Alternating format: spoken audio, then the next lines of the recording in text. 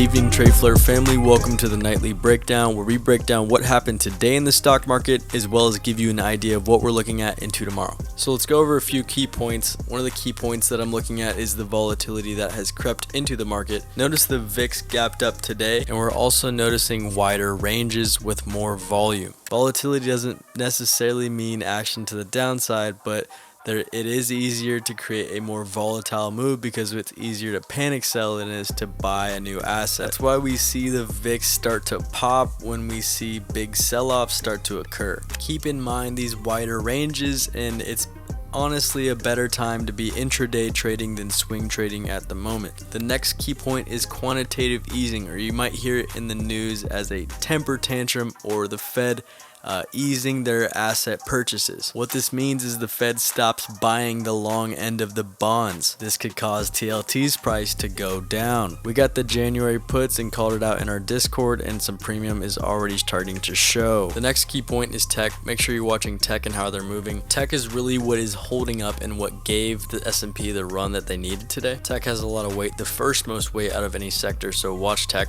Next, let's go over to the SPY and talk about what we saw today and what we can expect into tomorrow. So looking at the intraday, we saw this gap down and rally. We made money on the gap down, we sold our puts, and there was a ton of volume on today. So there was a lot of room for movement. Like we have been mentioning, volatility means we'll likely have wider ranges, and we saw that today.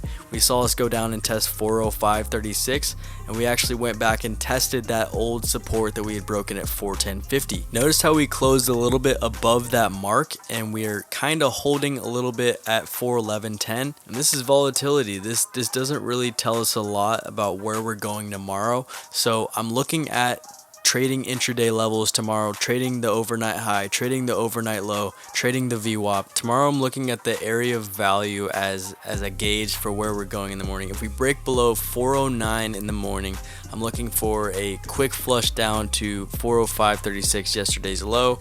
If we hold that 409 level, I'll actually be looking for bullish trades tomorrow. Looking at the daily, this price action is nuts, but at least we're starting to get some support off of this 50-day SMA. So that is something to take note of. But looking at this, you can see what I mean by volatility, and trying to get into a swing right now is saying that you can predict something like this. No one knows where we're going exactly yet. We need more information, and we will react when we find it. For now, I'm taking intraday trades on the SPY, the NASDAQ, and other hot stocks. Now let's go over to the watch list and talk about what we're closely watching into tomorrow. First off, I'm watching Walgreens Boots Alliance. I like this for the value, and I like this hammer candle off of this SMA. I'm watching this really closely for a break upwards and towards all-time highs. I'm watching today's high as an intraday level to take a trade off of. Next up, I'm watching Apple. This is a key level off of a support trend line. It looks like we're getting some demand here. This is another one that looks good to trade intraday levels with. Next up is PayPal, and this is another one that's at key levels and that has a correlation to tech. The volume today was picking up and a lot bigger than any other day this week or last week.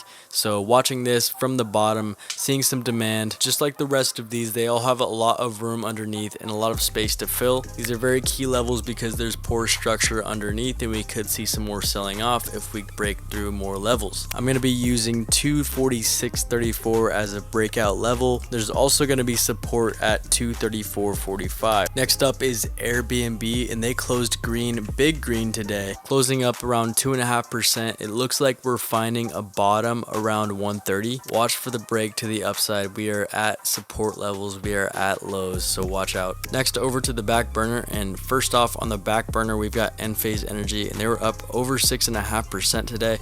And I had mentioned Enphase Energy in last night's breakdown about how Biden could be releasing more information about where the spending could be. And we started to see some investors coming in and buying this dip. Watch for this to continue to the upside. Next, I want to watch UNH and watch the healthcare sector, especially to see if there's any movement going on there. Next, I'm watching Tesla to the downside, like I had mentioned in last night's video. Today, Elon tweeted that Tesla has diamond hands, so I can imagine their earnings aren't going to be great next quarter. Next, I'm watching UWMC. We're getting the PMI data tomorrow, so we're watching this. Next, watching ILMN and the biotechs. We're seeing some strength from the bottom from a lot of these growth companies, so watching these. Still watching Palantir to see if there's some serious dip buying that starts to pick up. Watching Take-Two. They were popping through everything today and had a bunch of volume come in, so watch this. This could be an earnings continuation. And that wraps up tonight's nightly breakdown. If you got value out of this video, make sure that you hit the like and subscribe buttons so that you don't miss out on any new content that we release. And as always, we are not financial advisors and the stock market is risky. You could lose money, so use the information in this video at your sole discretion. And remember, time is your most valuable asset, so quit wasting it. Get up, get out, and go get it, my friend.